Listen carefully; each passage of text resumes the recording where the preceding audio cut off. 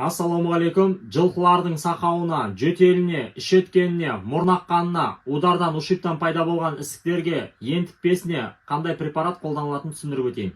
Оған пенстреп препаратын қолданасыздар.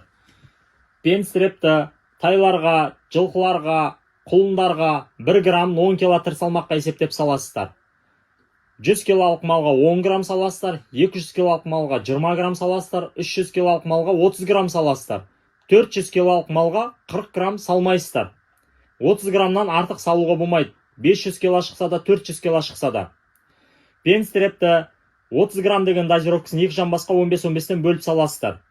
Пенстрепті жамбастан етке саласыздар.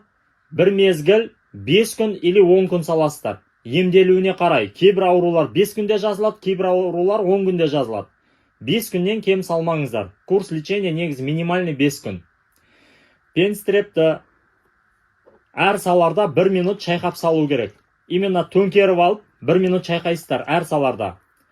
Пенстреп сосын германский производство болу керек обязательно.